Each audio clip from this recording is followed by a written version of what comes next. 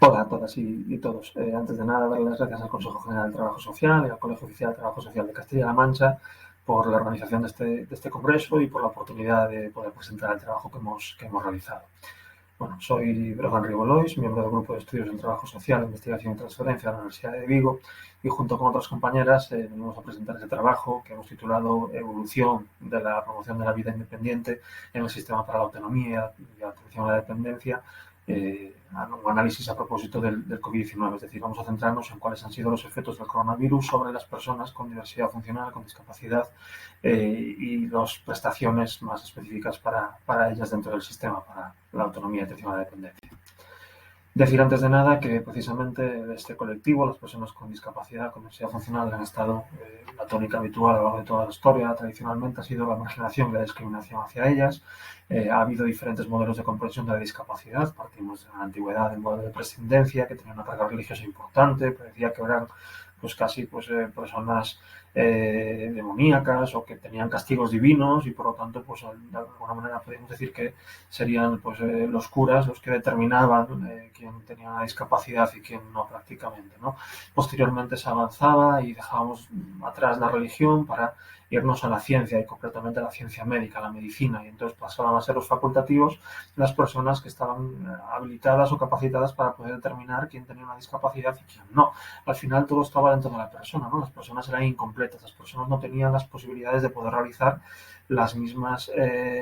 tareas o funciones que cualquier otra persona de la sociedad y por lo tanto había que buscar tratamientos, había que buscar fórmulas con las que pudieran recuperar o pudieran volver a tener aquellas capacidades que habían ido perdiendo por algún tipo de motivo. Pero más adelante aparece el modelo social. El modelo social nos dice que no, que esto de que es una cuestión individual, que nada de nada, que realmente es la sociedad, somos la sociedad en su conjunto, la que no nos estamos amoldando, la que no nos estamos adaptando y la que no estamos teniendo en cuenta las diferencias y las formas de ser diferentes que hay en una sociedad. Y que por lo tanto la sociedad es la que discapacita a estas personas, es la que hace que tengan una serie de limitaciones en su participación social y que por lo tanto tengamos que darle una vuelta y ver de qué manera poder poner los recursos, los apoyos, los instrumentos necesarios para que cualquier persona pueda desarrollarse en la sociedad en igualdad de condiciones con cualquier otra.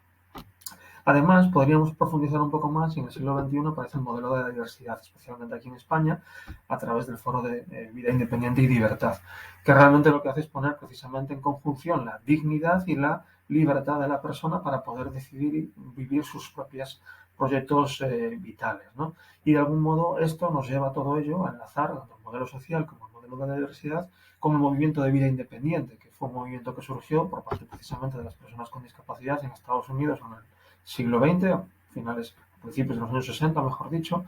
y que se ha ido expandiendo paulatinamente al resto del mundo y que puso en valor lo que es la filosofía de la vida independiente y esa filosofía ha impregnado o está impregnando y debe impregnar aún más, de hecho, las políticas públicas, especialmente las enfocadas o las dirigidas precisamente a estos colectivos, pero que ha de estar también en todo tipo de política pública de forma transversal.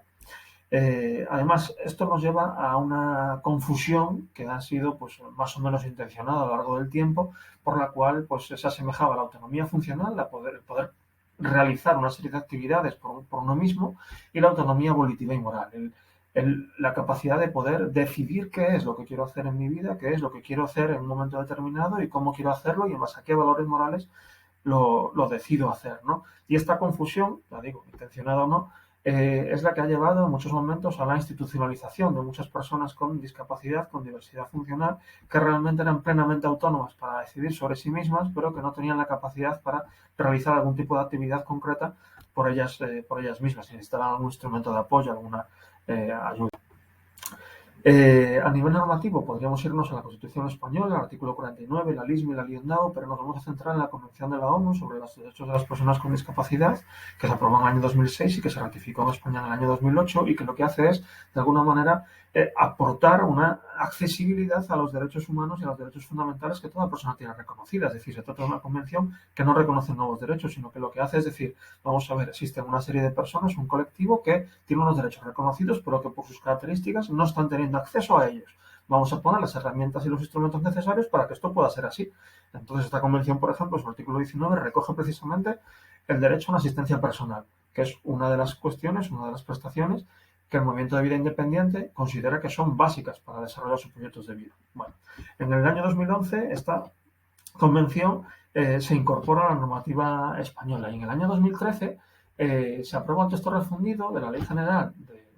Derechos de las Personas con Discapacidad, que lo que hace es precisamente unificar los criterios que había en la LISM y en la Liondau, que venían de la Constitución española, porque vamos, existen diferentes modelos de comprensión de la discapacidad y todos ellos estaban presentes en las normativas que había en España, por lo cual había que unificar y por lo tanto apostar por uno de ellos y se apuesta un poco por el modelo social. En este trabajo nos vamos a centrar en la Ley 39/2006 de 14 de diciembre de promoción de la autonomía personal y atención a las personas en situación de dependencia, que nos referiremos allá como LEPA, por Ley de Promoción de la Autonomía. Esta ley lo que venía a hacer era incorporar un nuevo derecho subjetivo, un nuevo derecho de ciudadanía en el que pues, cualquier persona que pudiera tener la necesidad en el momento que fuera, por sus características, por su situación personal, pues podía tener acceso a una atención, a unos cuidados profesionales. En cuanto al impacto del coronavirus en los cuidados, precisamente en España, bueno, pues estas imágenes son bastante representativas de lo que ha acontecido. Por un lado, la paralización total de las sociedades, es decir, los confinamientos, la vuelta a casa, precisamente esa vuelta al hogar y, por lo tanto, la vuelta a la atención de las familias y de estas necesidades que puede haber dentro de los hogares, en la esfera privada. Y, por lo tanto, nuevamente, volver a reproducir los roles de género en los que las mujeres han sido las que han tenido que volver a cuidar nuevamente de las personas o atender las necesidades que pudieran surgir, como lo han hecho históricamente y lo siguen haciendo continuamente, especialmente en España, que es un país con una tradición muy familista. Por otra parte, la saturación continua de los sistemas sanitarios, que ha hecho que otro tipo de elementos, de aspectos, de cuestiones, de afecciones hayan sido relegadas a un segundo o tercer plano porque había que atender lo urgente y lo urgente era que había un montón de personas que tenían infecciones por coronavirus que estaban acudiendo a los hospitales, a los centros de atención primaria y por lo tanto una saturación inmensa que ha hecho pues, influir ambas cuestiones en las personas, especialmente en aquellas personas con una situación que la sociedad las coloca de mayor vulnerabilidad y por lo tanto podríamos decir que en este caso las personas con una discapacidad, con una diversidad funcional, han sido nuevamente discapacitadas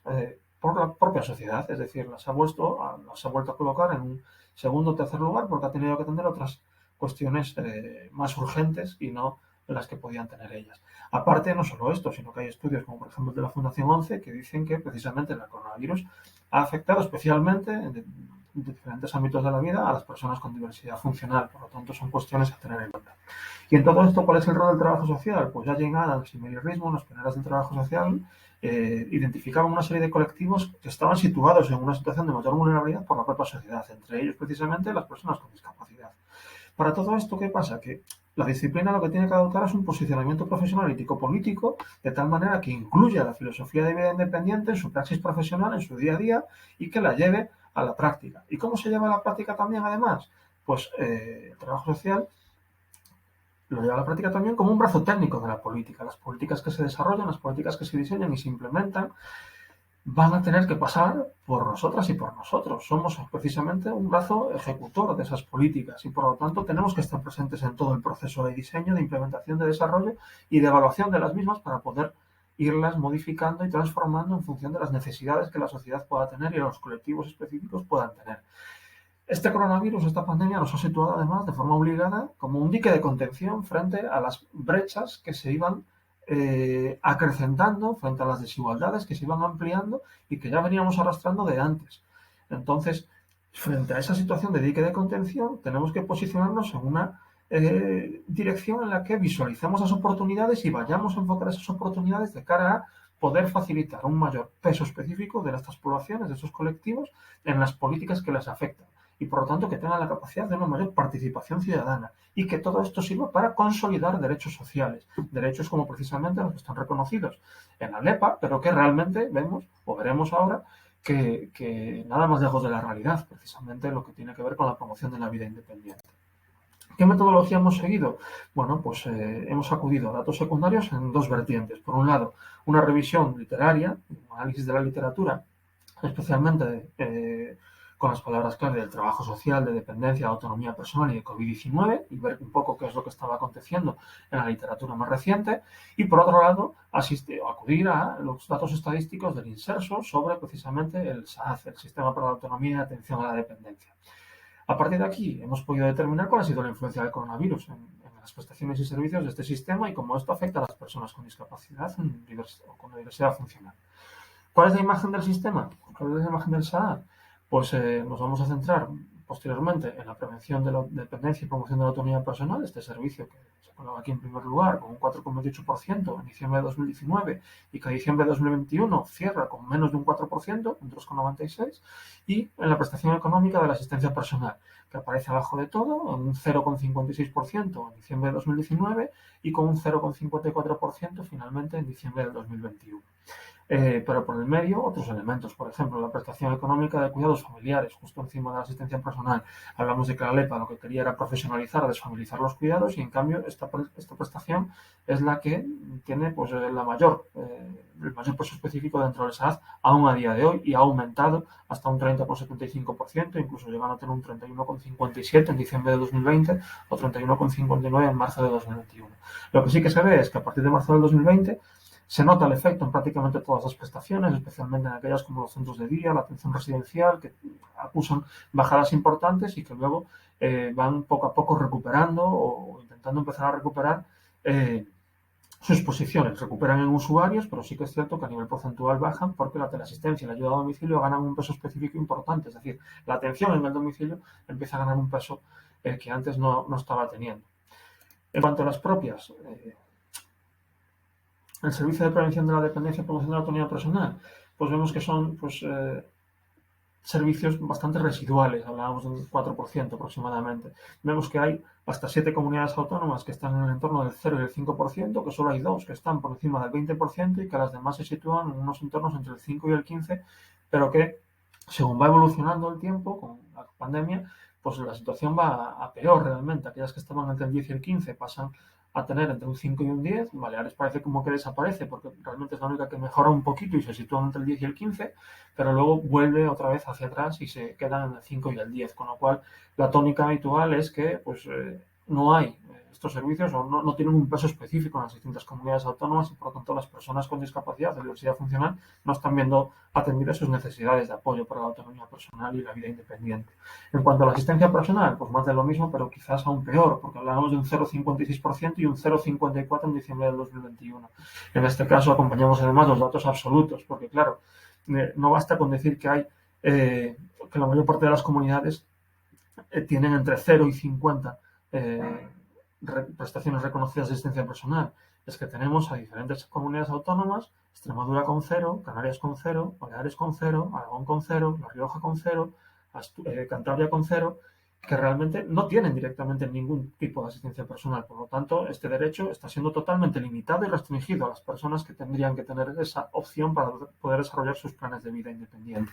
¿Quiénes sí que lo tienen? Castilla y León y País Vasco, que están a la cabeza y siguen aumentando paulatinamente su posición. Y además destaca, en este caso también, la situación de la Comunidad Valenciana, que pasaba de 25 en 2019 y ahora tener 88 en 2021 y que además se suma a una legislación que están haciendo últimamente para reconocer precisamente y especialmente este derecho en la infancia como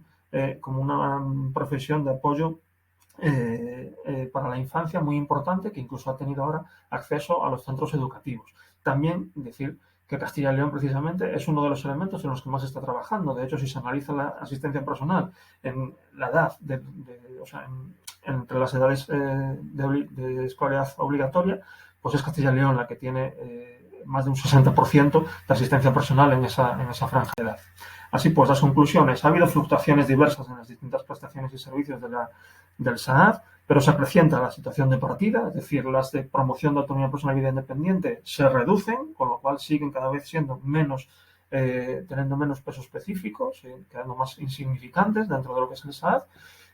Aumenta la desigualdad territorial, por lo que estamos viendo. Hay comunidades que apuestan decididamente y otras que directamente no apuestan absolutamente para nada por este tipo de servicios y prestaciones. Y el papel del trabajo social es muy importante a nivel ético-político para poder implementar estas políticas, para poder desarrollar estas prestaciones y servicios y también en el acompañamiento, la potenciación y la incorporación de la filosofía de vida independiente en nuestra praxis profesional, que también ha de ser feminista y no adultocéntrica para poder favorecer que esos colectivos que situamos en una mayor vulnerabilidad socialmente puedan salir de ahí.